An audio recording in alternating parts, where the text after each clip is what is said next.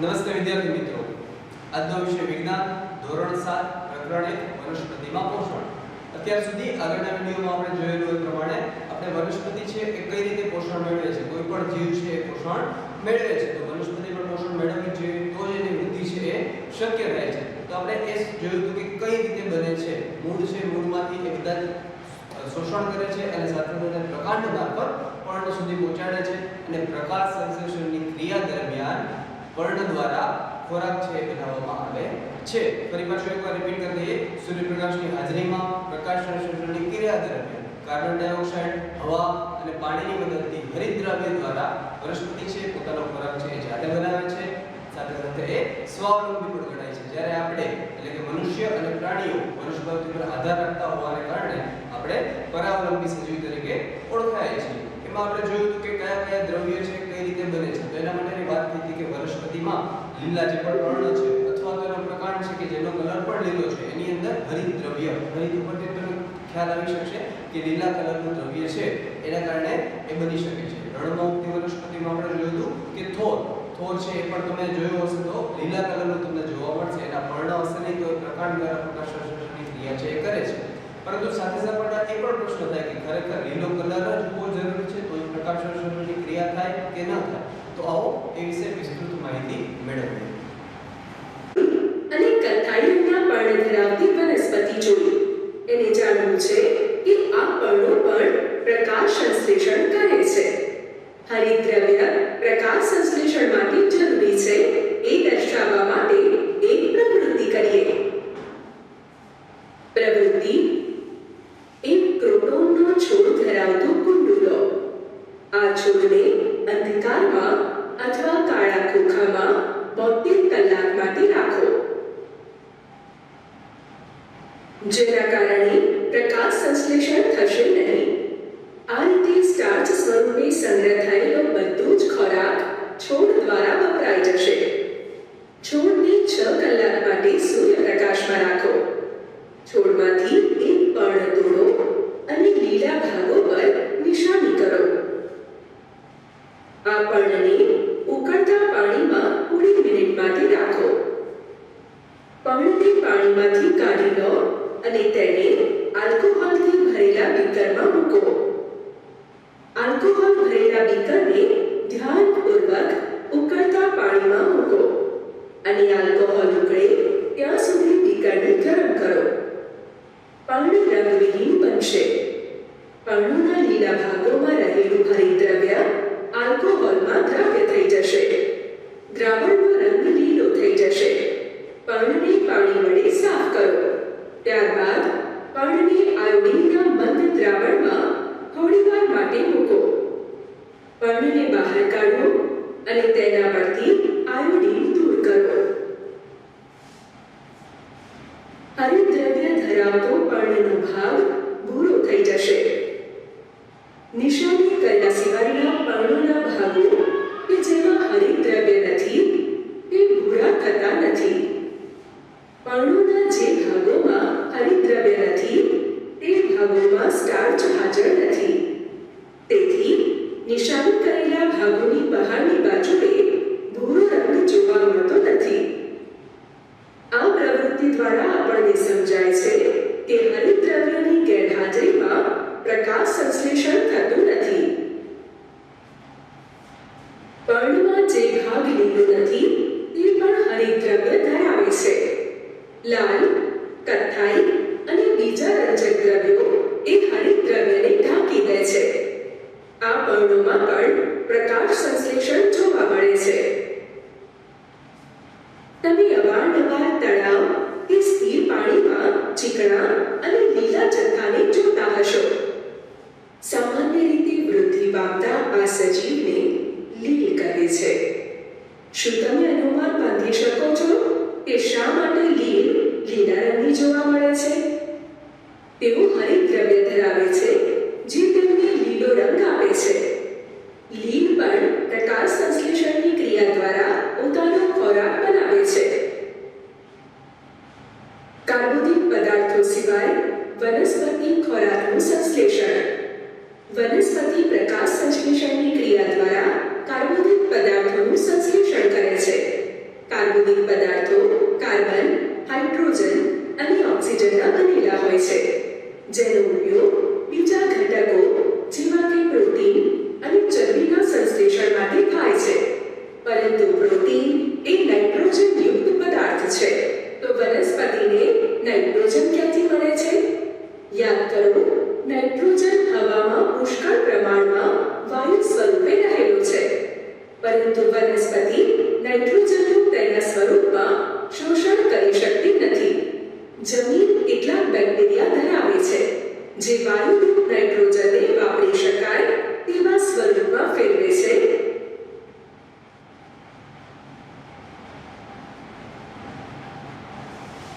અને જમીનમાં મુક્ત કરે છે. આ દ્રાવ્ય સ્વરૂપ પાણી સાથે વનસ્પતિ દ્વારા શોષાય છે. ખેડૂતો નાઇટ્રોજનથી ભરપૂર ખાતરો જમીનમાં મેળવે છે. આવી રીતે વનસ્પતિ તેની નાઇટ્રોજન અને અન્ય ઘટકોની જરૂરિયાત પૂરી કરે છે. આમ વનસ્પતિ કાર્બોદિત સિવાયના અન્ય ઘટકો જેવા કે પ્રોટીન અને ચરબીનું સંશ્લેષણ પણ કરી શકે છે. જોયું ને વિદ્યાર્થી મિત્રો, આપણને જે પ્રશ્ન હતો એનો જવાબ પણ આપણને અહીંયા મળી ગયો કે ખરેખર લીલા રંગનું વર્ણ છે એ હરિતદ્રવ્ય ધરાવે છે એવું છે. સામાન્ય રીતે હરિતદ્રવ્ય જેમાં પણ હશે એની અંદર લીલો રંગ તમને જોવા મળે છે, પરંતુ ઘણા આપણે એવા ફૂલ અને ઝાડ જોયા છે કે જેમાં લીલા રંગનું નામો નિશાન નથી હોતું. કથ્થાઈ રંગના અથવા તો બ્લુ રંગના અથવા તો પિંક એટલે કે ગુલાબી રંગના એવા કોઈ પણ તમને જોવા મળી શકે છે. તો શું એની અંદર હરિતદ્રવ્ય હોય છે ખરા? હા, હરિતદ્રવ્ય ન હોય તો પ્રકાશ સંશ્લેષણની ક્રિયા થઈ શકતી નથી. માટે તેમાં પણ હરિતદ્રવ્ય છે એ હાજર જ હોય છે, પરંતુ વર્ણના કલરને કારણે એટલે કે કથ્થાઈ અથવા ગુલાબી કલરને કારણે હરિતદ્રવ્ય છે એના નીચેના ભાગમાં આવી ગયા હોય છે, જેથી આપણે એને જોઈ શકાતા નથી. સામાન્ય રીતે લીલ છે તમે ઘણી જગ્યાએ જોઈ હશે. સામાન્ય રીતે પાણી જ્યાં પણ વળાયેલું રહેતું હોય ત્યાં તમે લીલ જોઈ શકો છો, જેનો કલર કયો છે? હાજી, લીલો કલર હોય છે. એ લીલા કલર છે એ હરિતદ્રવ્યની નિશાની છે અને એ પોતાનો ખોરાક જાતે બનાવે છે અને લીલ પણ ધીમે ધીમે પ્રસરતું અને વિસ્તરતું જાય છે. તમે કોઈ જગ્યાએ જોયું હશે તો થોડા પ્રમાણમાં લીલ તમને જોવા મળતું હોય, પછી 15 કે 20 દિવસ પછી આવશો તો એને વધારે પડતી જગ્યા છે એ કવર કરી લીધી હોય છે અને પોતાનું વિસ્તરણ છે પોતાની રીતે કરી શકે છે. તો આપણે આના પરથી જોયું કે અલગ અલગ રીતે પણ અલગ અલગ કલર વાળા જે પણ વનસ્પતિ છે એ પણ હરિતકણ ધરાવતી હોય છે એવું બની શકે છે. અને એ સિવાય પણ આપણે પ્રયોગ દ્વારા પણ જોયું કે કોઈ પણ વસ્તુનું આપણે જે આલ્કોહોલમાં રૂપાંતર કરી અને એને ગરમ કરી અને એમાંથી જે આયોડિનનું દ્રાવણ નાખતા એ ભૂરાશ પડતો લીલો રંગ ધરાવતું હતું. તો જેટલો પણ પર્ણનો ભાગ લીલો રંગ ધરાવે છે અથવા તો હરિતકણ છે એ ધરાવે છે એ ફક્ત ભૂરાશ પડતો બનશે. એ સિવાયનો ભાગ છે ભૂરાશ પડતો કાળો બનતો નથી. આની પરથી આપણને એ વસ્તુ પણ સમજાઈ જાય છે. તો હવે પ્રકાશ સંશ્લેષણની આગળની ક્રિયા આપણે બંને વસ્તુ જોઈ લીધી. સૂર્યપ્રકાશની હાજરી અને હરિતદ્રવ્યની હાજરી ન હોય તો પ્રકાશ સંશ્લેષણની ક્રિયા થઈ શકતી નથી. તો આગળ જોઈએ કે બાકીના જે પોષક તત્વો છે કાર્બોદિત પદાર્થ જેમ કે ઓક્સિજન છે, હાઇડ્રોજન છે, કાર્બન ડાયોક્સાઇડ છે, આ તો એ મેળવી લે છે, પરંતુ સાથે સાથે પ્રોટીન અને ચરબીની પણ જરૂર પડે છે. અને પ્રોટીન માટે ખાસ જરૂરી છે નાઇટ્રોજન. ખ્યાલ આવ્યો તમને? તો આ નાઇટ્રોજન વાયુ છે એ વનસ્પતિ કઈ રીતે મેળવે છે? તો સામાન્ય રીતે આપણને એમ થતું હશે કે હવામાં આટલો બધો નાઇટ્રોજન રહેલો છે. કેટલો નાઇટ્રોજન રહેલો છે? સૂત્રધર્મમાં આપ શીખી ગયા ને? કેટલા ટકા નાઇટ્રોજનના હોય છે? જી હા, 78%. હવામાન આપણા વાતાવરણનો 78% ભાગ છે એ નાઇટ્રોજને રોકેલો છે. તો શું એ લઈ ન શકાય અથવા વનસ્પતિ લઈ ન શકે? તો નાઇટ્રોજનનો ડાયરેક્ટ ઉપયોગ એ રીતે કરી શકાતો નથી. એટલે ડાયરેક્ટ શ્વાસમાં પણ નાઇટ્રોજન દવા લઈ શકતા નથી. એના માટે વનસ્પતિ શું કરશે? તો વનસ્પતિની જે મૂળ ગંડિકા એટલે કે મૂળિયું છે એની અંદર જમીનની અંદર નાઇટ્રોજન છે એ શોષાઈ જાય છે અને જમીનમાંથી એ મેળવે છે. અમુક પ્રકારના કઠોળ છે એની અંદર રાઇઝોબિયમ નામના બેક્ટેરિયા આવે છે. એકવાર ફરી પાછું નામ યાદ કરજો. રાઇઝોબિયમ નામના બેક્ટેરિયા રહેલા હોય છે જે નાઇટ્રોજન હવામાનના નાઇટ્રોજનને જમીનમાં ગ્રહણ કરી અને વનસ્પતિને લેવા માટે લાયક બનાવી આપે છે. તો કઠોળના મૂળ તમે જોયા હશે તો એની અંદર ગાંઠ જોવા તમને મળતી હશે ઘણીવાર. તો એની અંદર રાઇઝોબિયમ નામના બેક્ટેરિયા રહેલા હોય છે જે જમીનમાંથી નાઇટ્રોજન સારા પ્રમાણમાં વનસ્પતિને છે એ આપી શકે છે. અને તમે ઘણીવાર ખેડૂતોને પણ જોયું હશે જે રાસાયણિક ખાતરોનો ઉપયોગ થાય છે એ નાઇટ્રોજન યુક્ત રાસાયણિક ખાતરો છે, નાઇટ્રોજન ખાતર છે એ ખેતરમાં નાખવામાં આવે છે. જમીનમાં એ શોષાય છે, રાઇઝોબિયમ નામના બેક્ટેરિયાનું શોષણ કરી એને ઉપયોગમાં લઈ શકાય એ પ્રમાણે વનસ્પતિને આપે છે. તો આ રીતે નાઇટ્રોજનનો ઉપયોગ કરી પ્રોટીન અને ચરબીનું પણ એ સરસ મજાનું સંકલન કરી અને વૃદ્ધિ પામી શકે છે. અહીંયા સુધી આપણે જોયું. હવે આ સિવાય વનસ્પતિના પોષણમાં કોઈ પણ વધારે અન્ય પ્રકારો છે કે નહીં એ વિશેની આગળ ચર્ચા કરીએ. આવો જોઈએ. કેટલીક વનસ્પતિઓ એવી પણ છે કે જે હરિતદ્રવ્ય ધરાવતી નથી. તેઓ પોતાનો ખોરાક જાતે બનાવી શકતી નથી. તેઓ કેવી રીતે જીવી શકે છે અને તેઓ ક્યાંથી પોષણ મેળવે છે? તેઓ મનુષ્ય અને અન્ય પ્રાણીઓની જેમ બીજી વનસ્પતિઓ દ્વારા બનાવાયેલ ખોરાક પણ લવે છે. તેઓ પરાવલંબી પોષણ ધરાવે છે. શું તમને પીળા રંગની વનસ્પતિના પ્રકાર અને ડાળી પર વીંટળાયેલી દોરી જેવી રચના જોવા મળે છે? આ અમરવેલ છે. તે હરિતદ્રવ્ય ધરાવતી નથી. તે જે વૃક્ષ પર જોવા મળે છે તે વૃક્ષ દ્વારા બનાવાયેલા ખોરાકનો ઉપયોગ કરી પોષણ મેળવે છે. જે વૃક્ષ પર તે આરોહણ કરે છે તેને યજમાન કહેવાય છે. તે પોતાનું પોષણ યજમાન પાસેથી લે છે. તેથી તેને પરોપજીવી કહે છે. શું આપણે અને બીજા પ્રાણીઓ પણ વનસ્પતિ પર નભનાર પરોપજીવી છીએ? પરોપજીવીની વ્યાખ્યા પ્રમાણે જીવ સજીવ પોતાના પોષણ માટે બીજા સજીવો પર અથવા તેની અંદર વસવાટ કરે છે તેને પરોપજીવી સજીવો કહે છે. મનુષ્ય અને બીજા પ્રાણીઓ વનસ્પતિ પર કે વનસ્પતિની અંદર વસવાટ કરતા નથી. તેઓ પરાવલંબી સજીવો છે કે જે પોતાના પોષણ માટે વનસ્પતિ પર આધાર રાખે છે. પહેલીને જાણવું છે કે મચ્છર, માંકડ, જૂ અને જરો જે આપણું રુધિર શોષે છે તે પણ પરોપજીવી છે. તે પોતાનું પોષણ યજમાન પાસેથી મેળવે છે. આથી તે પણ પરોપજીવી છે. તમે એવી વનસ્પતિઓ વિશે સાંભળ્યું છે કે જે પ્રાણીઓનો ખોરાક તરીકે ઉપયોગ કરતી હોય? એવી થોડીક વનસ્પતિઓ છે કે જે કીટકોનો શિકાર કરીને તેનું પાચન કરી શકે છે. શું તે આશ્ચર્યજનક નથી? કળશ પણ આ પ્રકારની વનસ્પતિનું ઉદાહરણ છે. આ વનસ્પતિ લીલો કે બીજો રંગ ધરાવે છે પણ એક કળશ જેવી રચનામાં ફેરવાઈ જાય છે. પર્ણનો અગ્રભાગ ઢાંકણ જેવી રચના બનાવે છે જે કળશના મુખનો ભાગ ખોલી કે બંધ કરી શકે છે. કળશની અંદર વાળ જેવી રચના આવેલી હોય છે. જ્યારે કીટક અંદર પ્રવેશે છે ત્યારે ઢાંકણ બંધ થાય છે અને કીટક વાળમાં ફસાઈ જાય છે. કળશ દ્વારા પાચક ઉત્સેચકોના સ્ત્રાવથી કીટકનું પાચન થાય છે. આવા કીટકોનો આહાર તરીકે ઉપયોગ કરતી વનસ્પતિને કીટાહારી વનસ્પતિ કહેવાય છે. બોજો અસમંજસમાં છે. જો કળશ પર્ણ એ લીલું છે અને પ્રકાશ સંશ્લેષણ પણ કરે છે તો પછી શા માટે તે કીટકોને ખાય છે?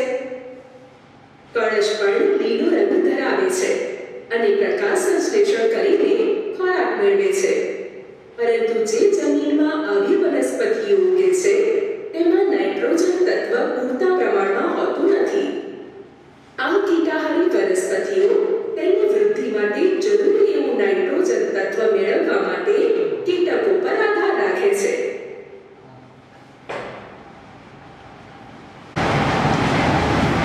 જોયું કે વિદ્યાર્થી મિત્રો, આપણે એવી વનસ્પતિ પણ જોઈ કે જે હરિતદ્રવ્ય ધરાવતી નથી. આપણે તો અત્યાર સુધીની જે ચર્ચા કરી હતી એની અંદર એ જાણવા મળ્યું કે હરિતદ્રવ્ય ધરાવતી વનસ્પતિ છે એ પોતે જ ખોરાક બનાવે છે જેથી એ સ્વાવલંબી કહેવાય છે. પરંતુ અપવાદ સ્વરૂપે એવી વનસ્પતિ પણ હોય છે જે હરિતદ્રવ્ય ધરાવતી નથી. જેનું એક ઉદાહરણ છે અમરવેલ. ઘણી જગ્યાએ તમે ઝાડ ઉપર વીંટાયેલી વેલ જોઈ હશે જે લીલા કલરની પણ દેખાતી નથી પરંતુ પોતાનો જે ખોરાક છે એ જે પણ ઝાડ ઉપર વીંટાય છે એની પાસેથી મેળવે છે. એની પાસે પોતે હરિતદ્રવ્ય ન હોવાથી પોતાનો ખોરાક છે એ જાતે બનાવી શકતી નથી. માટે એવી વનસ્પતિને પરાવલંબી વનસ્પતિ કહેવાય છે. જે રીતે મનુષ્ય અને પ્રાણીઓ પરાવલંબી બને છે એ જ રીતે એ પણ બીજા ઉપર આધાર રાખી અને પોતાનો ખોરાક છે એ મેળવે છે. એ માટે એને પરાવલંબી કહેવામાં આવશે. મનુષ્ય છે એ પણ પરાવલંબી સજીવ છે. એવી રીતે બીજોને એક પ્રશ્ન થાય અથવા તમને પણ એક પ્રશ્ન થવો જોઈએ કે મચ્છર છે, જળો છે, બીજો કોઈ કીટકો છે જે આપણું લોહી પીને અથવા તો જ્યાં જગ્યાએ બેસે ત્યાંથી પોષણ મેળવે છે અને પોતાનું જીવન છે નિર્વાહે છે. તો શું એ પરાવલંબી કહેવાશે? જી હા, જરૂર. એ આપણા ઉપર આધાર રાખી અને ચાલે છે, એ માટે એ પરાવલંબી કહેવાશે.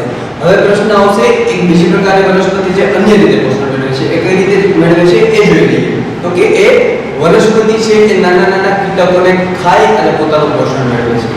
અચંબોમાં પડી ગયા ને, નવાઈ લાગી ને તમને પણ કે વનસ્પતિ છે પ્રાણીને ખાય? ત્યાં સુધી આપણે એવું સમજેલું છે પ્રાણીઓ વનસ્પતિ ખાય છે, પરંતુ અમુક વનસ્પતિ પણ એવી છે જે નાના નાના કીટકોનો આહાર તરીકે ઉપયોગ કરે છે. જેનું એક ઉદાહરણ છે કળશપર્ણ. કળશપર્ણ નામની વનસ્પતિ છે એ પોતાના પર્ણનો આકાર છે એ કળશ જેવો કરી લે છે. કળશ એટલે આપણે ગ્લાસ કે આપણે જેમાં પાણી પીતા હોય એ વસ્તુને કળશ કહી શકાય. ઉપરથી એ સાંકડું મોટું હોય જે જતા એ મોટું બની જાય છે. આ રીતે બની જાય છે અને ઉપરનો ભાગ છે એ ઢાંકણા જેવો હશે, એ ખુલી જશે. ત્યાં એ ખુલી જશે તો એક આખું કળશ છે એ તમને ખાલી દેખાશે. તો નાનકડો સજીવ છે, નાનકડો જીવ જંતુ છે એની અંદર પ્રવેશ કરશે. એની અંદર છે એ નાની નાની વાળ જેવી રચના હોય છે, જેને કારણે એ નીચે ફસાઈ જશે, ફરી પાછું ઉપર આવી શકશે નહીં. ઉપરથી જે ઢાંકણું હતું એ ફરી પાછું બંધ થઈ જાય છે અને એ પોતે પોતાની જાતને અંદર પાચન કરવામાં વનસ્પતિ છે એનો ઉપયોગ કરે છે, એનું પાચન કરી લે છે. શા માટે આવું થાય છે? કળશપર્ણ તમે જોશો તો એ તો હરિતદ્રવ્ય પણ ધરાવે છે, છતાં પણ આ રીતે આપણે હરિતદ્રવ્ય ધરાવે તો પોતાનો ખોરાક જાતે બનાવી શકે છે એવું સાંભળેલું છે.